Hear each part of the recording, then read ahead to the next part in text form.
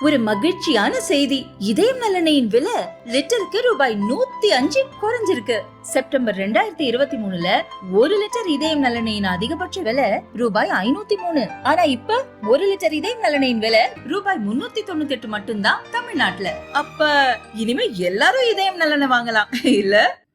தொகுதி மறுசீரமைப்பு என்ற பெயரில் தமிழகத்தை மத்திய அரசு வஞ்சிப்பதாக கூறி வரும் முதல்வர் ஸ்டாலின் நாளை தென் மாநில தலைவர்கள், அரசியல் கட்சி பிரதிநிதிகள் பங்கேற்கும் கூட்டத்தை சென்னையில் நடத்துகிறார்.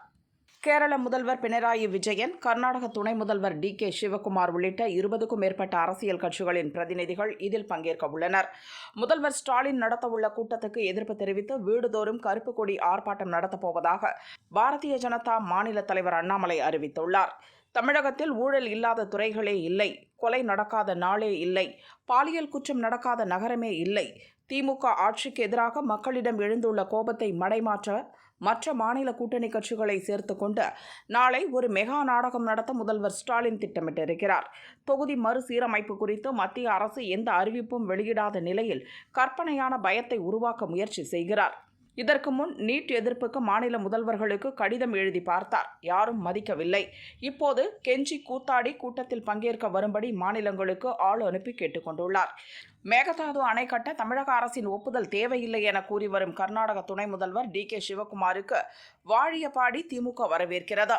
தமிழகத்திடமிருந்து பல்வேறு உதவிகளை பெற்றுக்கொண்டு பதிலுக்கு இறைச்சி கழிவுகளை கொட்டி தமிழகத்தை குப்பை கிடங்காக்க பார்க்கும் கேரள மாநில முதல்வருக்கு முதல்வர் ஸ்டாலின் சிகப்பு கம்பளம் விரிக்கிறார். முல்லை பெரியார் அணையிலிருந்து செண்பகவள்ளி அணை வரை தொடர்ந்து தமிழகத்துக்கு கேரளா பிரச்சினை செய்து கொண்டு வருகிறது.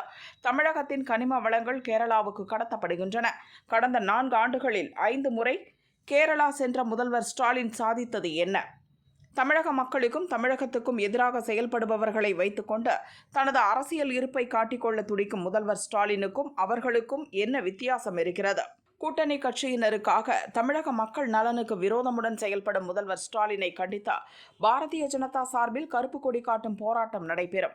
நாளை காலை 10 மணிக்கு பாரதிய ஜனதா தொண்டர்கள் அவரவர் வீட்டின் முன் நின்று தமிழகத்தை தொடர்ந்து வஞ்சிக்கும் கேரள, கர்நாடக தலைவர்களுக்கு சிகப்பு கம்பளம் விரித்து வரவேற்கும் முதல்வர் ஸ்டாலினை கண்டித்து கருப்பு கொடி காட்டுவார்கள் என அறிக்கையில் அண்ணாமலை கூறியுள்ளார்.